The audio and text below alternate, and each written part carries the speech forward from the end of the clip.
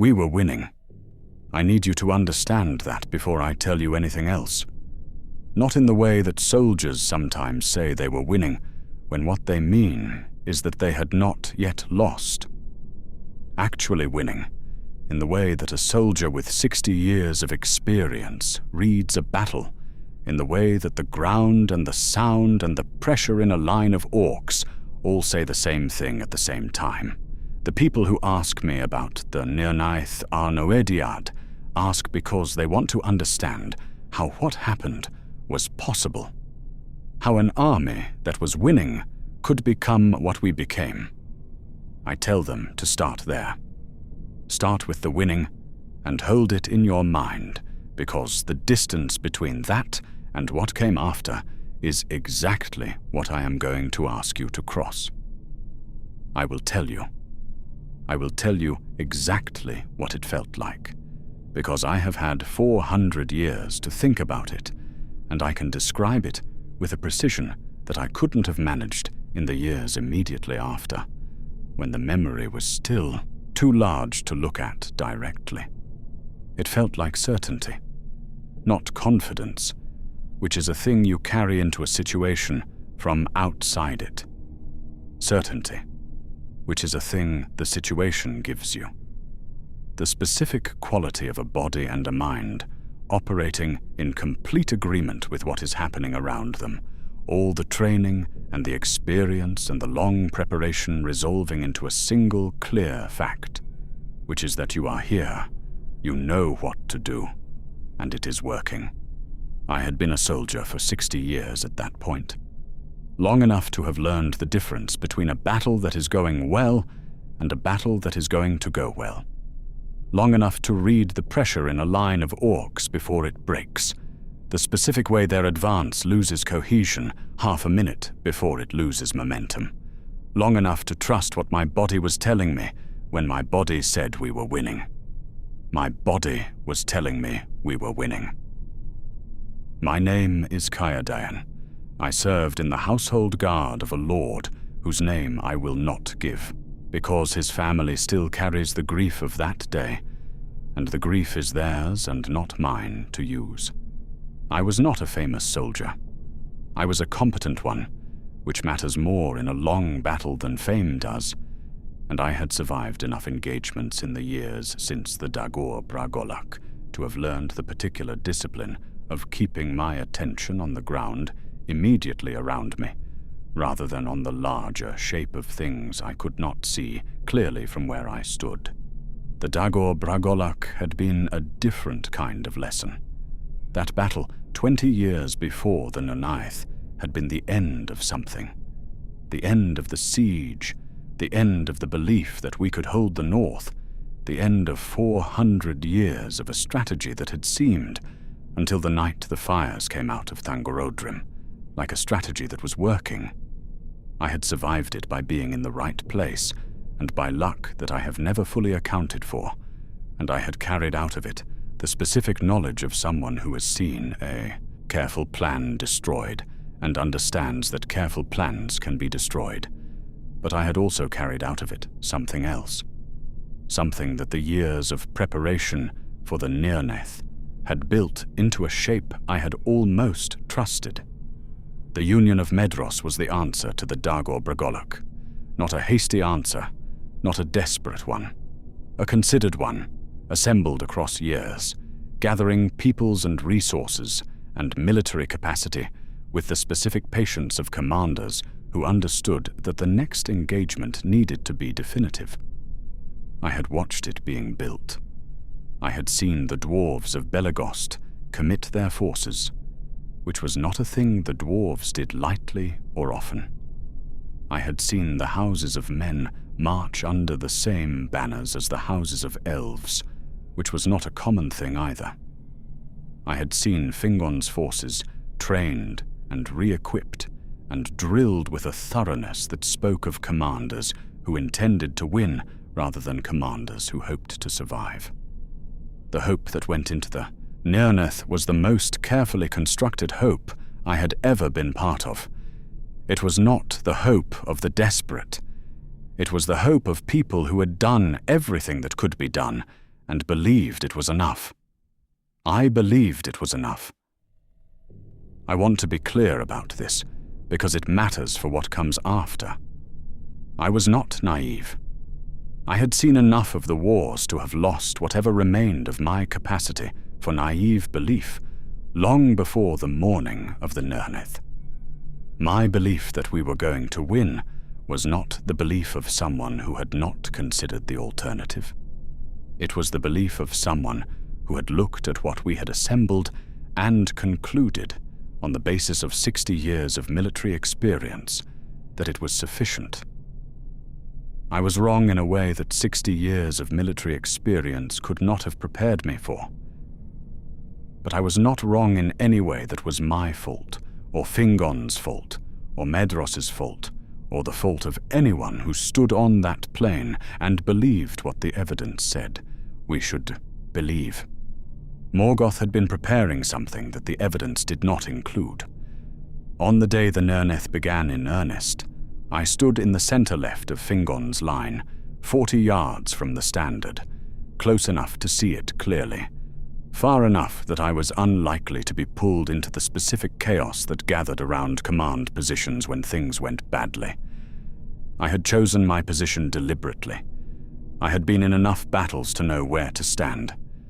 We had been fighting for 3 days in the approach to this, skirmishes and retreats, and the grinding work of an army moving toward a confrontation it had been building toward for years.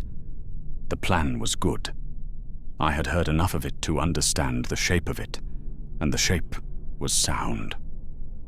Maedhros from the east, Fingon from the west, the pincer closing on Angband with a force assembled from more peoples and more places than had ever marched together in the history of the wars.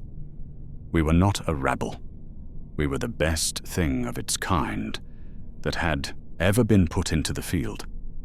On the morning of the 4th day, the orcs came out in force, and we engaged them on the plain of Onfauglith, and we drove them back. The fighting in those first hours was the hardest I had done in 20 years, and the most satisfying.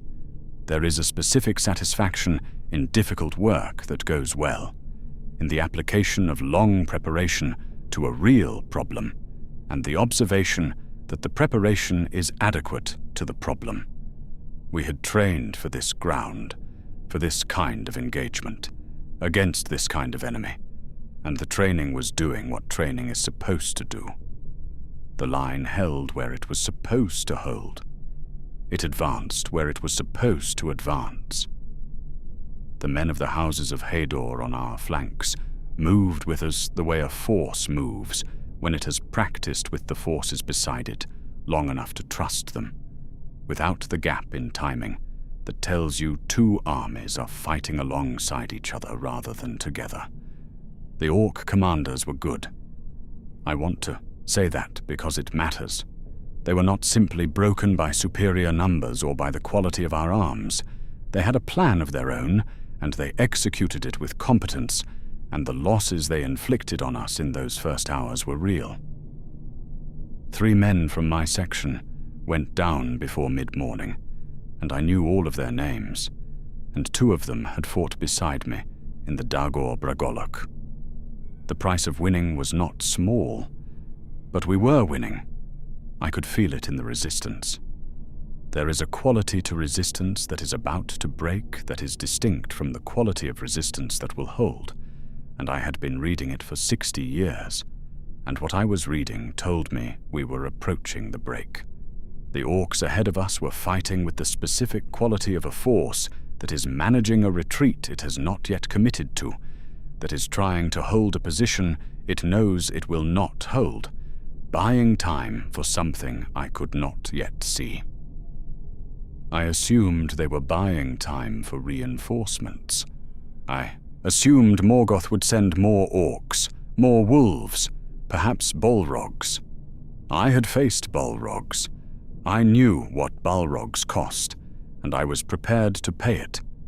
I had placed myself in a position, in the line, where I was unlikely to face one directly, and I had made peace with the possibility that I might face one anyway, and I had decided that this was an acceptable risk given what we were fighting for. This is what I want you to understand before I tell you what happened next. We drove them back. Not slowly, not at great cost, not in the grinding way of two forces so evenly matched that progress is measured in yards across hours. We drove them back the way you drive something that is losing, with the momentum of an army that has found its rhythm and the specific ruthlessness that comes from knowing the rhythm is yours and pressing it. The orc lines were breaking in front of us. I could see it happening across 200 yards of line to my left and my right. The standard was advancing. The ground under my feet was ground we had not held an hour before. I noticed the sound change before I understood why. This is the detail I have returned to most often in 400 years of returning to that morning. Not what I saw first, but what I heard. The battle had a sound, a dense, continuous sound made of 10,000 individual components that the mind learns to process as a single thing. The way you learn to read weather from the quality of the light. You stop hearing individual sounds and you hear the battle, the way a practiced sailor stops hearing individual waves and hears the sea. And when something in the battle changes, you hear the change in the same way, not as a specific new sound, but as a shift in the thing you have been reading. The sound shifted. It was not the sound of orcs breaking further. It was not the sound of our advance continuing. It was something else, something underneath the battle rather than inside it, a frequency that did not belong to anything I had encountered in 60 years of soldiering. I looked toward the source. The orc lines ahead of us had stopped falling back. This was the first specific thing I registered, that the pressure we had been applying was no longer producing the result it had been producing. The orcs nearest to us had stopped moving entirely, not regrouping, not reforming, not doing any of the things a retreating force does when it is trying to recover its shape. Simply stopped. Their attention was no longer on us. They were looking back toward Angband, toward the north, toward something in the direction of Morgoth's reserves. I heard the sound again, felt it, more than heard it. A vibration in the ground beneath my feet that my mind did not have a category for. Then I saw what was making it. The first thing I understood was the scale, before I understood what I was looking at. Something was moving through the orc lines in the middle distance, through them rather than between them, the orcs parting before it, the way water parts before a ship's prow. It was large in the way that changes what large means, the way a mountain is large, not as a matter of degree, but as a matter of category, the mind refusing to assemble the information correctly because nothing in its experience provides a frame for it. I will try to describe what I saw because the descriptions I had been given were insufficient, and I want to give you a better one. He was low to the ground relative to his length, which was itself part of the problem, the mind expecting something that enormous to be tall in proportion, and finding instead something that moved horizontally, that covered ground the way a river covers ground, with the specific inevitability of something whose relationship to the earth beneath it is different from the relationship other things have with it. His hide caught the light of the morning in a way that metal catches light, not the living quality of an animal's coat, but something harder and more final, the plates of him fitted together with the specific precision of something that had been made to be impenetrable. His head was larger than the largest thing I had a scale for. His eyes, when they swept across the section of the field where I was standing, were not the eyes of an animal assessing prey. They were the eyes of something that did not have a category for prey, because everything in its field of vision fell into the same category. I understood what it was a moment later. I had heard of Glaurung. Every soldier in every army that had fought in the wars of Beleriand had heard of Glaurung.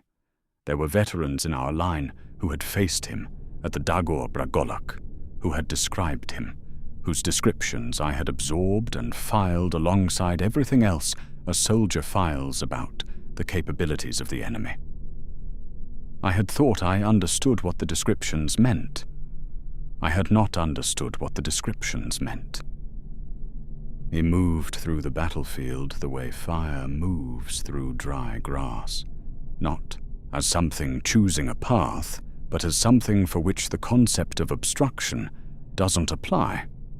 The orcs that had been our enemy moments before simply ceased to matter when he passed through them, ceased to be the relevant thing in the landscape, because the relevant thing in the landscape was now Glaurung, and everything else was context. He was not attacking yet. He was crossing the battlefield.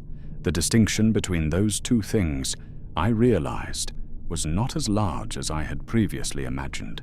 His crossing of the battlefield was itself a form of attack. The fact of his presence and his movement and his scale constituting an assault on the minds of everyone who could see him before he had burned a single thing. Our advance stopped. I want to be precise about this because it matters. Our advance did not stop because someone gave an order to stop. It did not stop because we took casualties or lost ground or encountered a tactical problem that required regrouping. It stopped because the minds of the soldiers driving it encountered something they had no framework for and briefly ceased to function as the minds of soldiers. The momentum that had been carrying us forward for hours simply was not there anymore. We were standing on the plain of Anfauglith, and we were watching Glaurung cross the battlefield 200 yards ahead of us, and we were not advancing. The fire came without warning. Not at us. Not yet. He turned toward the eastern sections of the line, toward the joint where Fingon's forces met the right flank, and what came from him was not what I had expected fire to be. I had expected something like a larger version of a torch, a directed thing with edges and limits. What came from Glaurung had no edges. It was not fire so much as the abolition of the space in front of him, the space where the line had been becoming briefly a place where the air itself had changed its nature. The sound it made was not the sound of burning. It was the sound of a rule being broken. The right section of the line fell back, not retreating in any disciplined sense, falling back the way things fall when they are no longer supported. I was trying to understand what I was seeing. I was trying to fit what was happening into the categories I had for what happened in battles, trying to find the tactical reality underneath the sensory shock and identify what needed to be done. This is what training is for, I had believed, the construction of responses that operate faster than understanding, so that the body is already doing the right thing while the mind is still catching up. My training had no response for this. Then someone to my left made a sound. Not a shout, not a command. A sound of the kind that has no military category. The sound a person makes when they see something they didn't know existed until the moment they see it. I turned. Behind Glaurung, through the gap in the orc lines that his passage had opened, there were more of them. I need you to understand what this meant. Glaurung was one thing. One extraordinary and terrible thing, but one thing with a specific location and a specific direction of movement that the mind could, with effort, track. What was coming through that gap was not one thing. It was many things, each of them individually beyond anything the elvish forces had faced that morning, each of them moving with its own momentum and its own direction, spreading across the width of the battlefield the way a flood spreads when it finds open ground. They were smaller than Glaurung, smaller the way a fire is smaller than a conflagration, each one still large enough to change the nature of the ground it moved across. There were perhaps a dozen that I could see clearly, and more behind them that I could see less clearly, and the understanding that arrived with this sight was not a tactical understanding, but something more fundamental, the understanding that the battle we had been fighting until that morning was not the battle we were in now, and that the thing we had needed to win was not the thing we were being asked to survive. Glaurung had reached the center of the field. He was not burning now. He was moving with a specific purpose that I could see, but not yet understand, angling toward the northeast, toward the direction from which Medros's forces were meant to be advancing. The lesser dragons behind him were fanning out across the width of the field, each taking a section, each beginning to apply to their section the same treatment Glaurung had applied to the right flank. I understood what they were doing before I understood that I understood it. They were separating us. I had a moment, a brief and useless moment, of something that was almost admiration for the precision of it. Whatever had designed this deployment had understood the specific vulnerability of a large, coordinated force, which is its coordination. A force like the Union of Medros was powerful because it was unified, because Fingon's advance depended on Medros's arrival, because the junction between the western and eastern hosts was the point where the plan became more than the sum of its parts. Destroy the junction, and you did not destroy an army. You destroyed the thing that made the army more than a collection of separate forces, and you left the separate forces to be dealt with individually. The lesser dragons didn't attack our lines directly. Not at first. They moved through the gaps between the sections, through the spaces that every army has between its elements, and they made those gaps into walls, fire laid across ground that soldiers would have to cross to reach each other. The specific heat and light of dragon fire, not as a weapon against bodies, but as a weapon against formation, against the ability of a line to reinforce itself, against the capacity of a commander to move his forces in response to what was happening.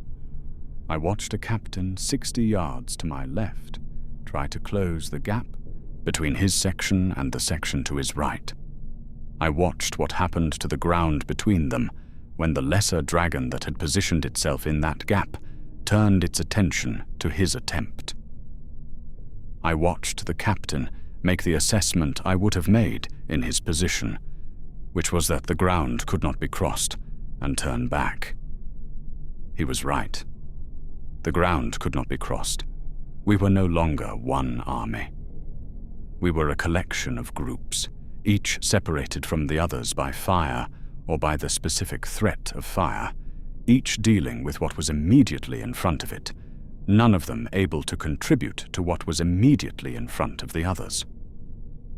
The plan that had been carefully constructed over years, the plan whose soundness I had believed in, could not operate in this condition. It required connection between its elements, and the connection had been cut. Not destroying us, not yet, though destruction was coming.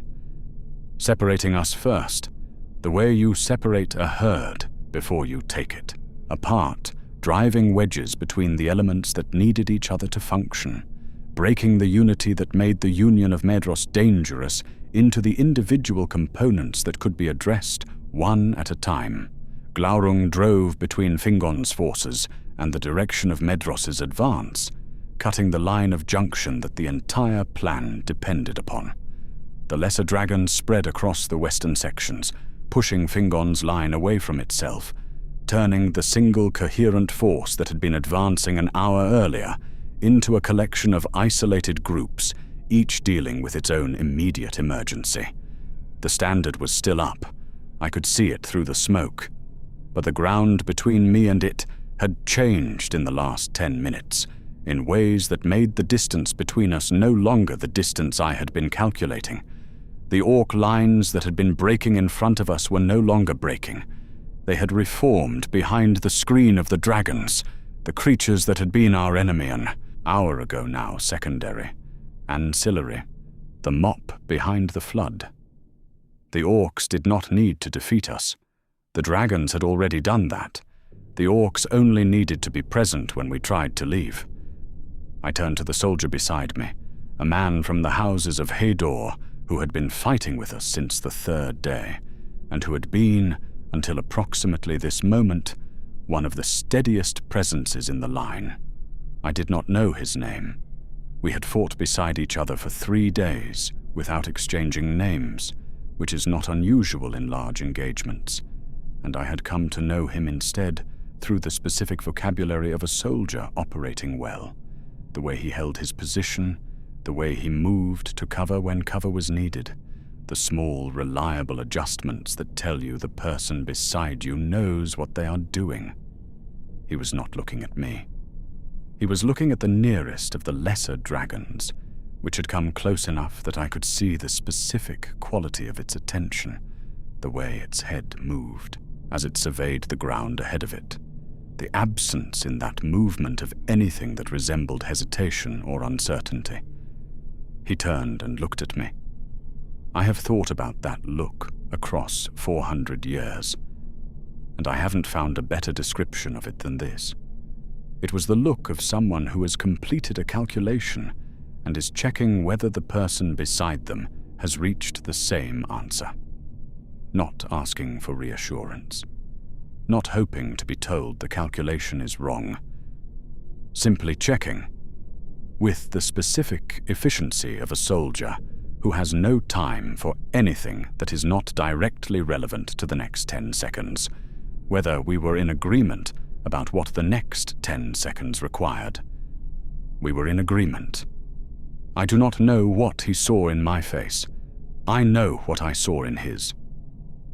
There was a break in the line to our left. Not a tactical withdrawal, the kind of break that begins with one person and becomes 10, and then becomes the irreversible fact of a line that no longer exists. I have seen lines break before. I know what it looks like from inside it, and I know how quickly it moves once it begins. I ran. I will not dress this as anything other than what it was. I was a soldier with 60 years of experience, and I assessed the situation, and I ran, because the situation was not one that 60 years of experience had prepared me for, and the things my experience told me to do were not the things that were going to keep me alive on that plane. I ran south, away from the Standard, and away from Glaurung, and away from the lesser dragons advancing through the smoke, with whatever remained of the section around me running in the same direction for the same reasons. The sound of the battle behind me was not the sound of a battle anymore. It was the sound of something ending. I did not stop running until I reached the hills. There were others around me, enough of us that we were no longer a rout, but not yet anything that could be called a force. Soldiers without their formations, most of them without a clear understanding of where they were going, except away. Away from the plain, away from the smoke, away from the sound that the battle had become by the time we left it. I did not know, in those hours of running, how many were dead. I did not know that Fingon had fallen. I learned these things later, one at a time, the full weight of what the morning had cost, arriving across days and weeks rather than all at once, which may have been the only mercy in any of it. We regrouped in the hills above the plain as the sun went down. There were perhaps 300 of us in the group I was with, from several different sections, none of us carrying clear information about what had happened to the forces to our left or our right or to the Standard. What we could see from the hills was sufficient. The plain was not ours anymore. The fires visible in the distance were not the fires of our advance. I sat on a rock above the plain of Anfoglyth as the light failed, and I tried to understand what had happened to my understanding of the world. Not the tactical understanding. The tactical understanding was recoverable. It was possible to account for what had occurred in military terms, to describe the entry of Glaurung and his brood and the fracturing of the line and the collapse of the junction with Medros as a sequence of events with causes and a logic. That account could be given. I have given it many times in the centuries since, to commanders and historians and others who needed the account. What was not recoverable in the same way was something harder to describe. The understanding I had built across 60 years of soldiering had rested on a foundation that I hadn't known was a foundation until the morning it was removed. The foundation was the belief that the world of war was a world with knowable boundaries, that the things that existed inside it were things that could be catalogued and understood and prepared for, that sufficient experience and preparation constituted genuine readiness. Morgoth had been in his fortress for 400 years, building something that did not fit the catalogue. I did not know, sitting on that rock, how many of them there were. I did not know if what we had seen was all of them, or the beginning of them. I did not know whether the next thing Morgoth produced from Angband would be something that bore any relationship to anything that had existed before it, whether the dragons were the last revelation or the first. This is what I carried out of the Nirnaeth Arnoediad. Not wounds, though I had those. Not grief, though that came. Something that lived underneath both of those. A specific knowledge that the shape of the war was not the shape I had been fighting inside, that the enemy had a depth I had not measured and was not finished showing us what lived in it. We called it the Nirnaeth Arnoediad, the battle of unnumbered tears. I have heard people say the name refers to the number of the dead, and the number of the dead was beyond counting. But I do not think that is what the name means. I think it means something else. I think it means the specific quality of the grief that the survivors carried out of that plain, which was not the grief of loss exactly, though loss was inside it. It was the grief of certainty destroyed, the grief of a mind that had understood something about the nature of the world and had been shown in a single morning that the understanding was insufficient. I had known war for 60 years. I had believed that knowing war was a thing that could be achieved, that the world of battle had a shape, and that the shape could be learned, and that learning it was what survival required. Morgoth had been in his fortress, breeding things that did not fit the shape. He released them all at once. We never recovered. Not the army, not the war, not the north of Beleriand, which fell in the years that followed, as the consequences of that morning worked their way through. Everything that depended on what we had been before it. I survived. I have not always been certain whether to count this as the fortune it is usually counted as. The plain of Anfoglyth is a ruin now. The hill they built from the dead can be seen from a great distance, and grass grows on it in defiance of the ash and dust around it, and nothing that serves Morgoth will go near it. I have not gone back. There is nothing on that plain that I need to see again. I saw enough of it on the morning we thought we were winning, before the ground shook with something that had no name in the language of elvish warfare, before the orc lines parted, before the first of them came through. I knew what we were the moment I saw them. We were the army that had been winning, and then we were not.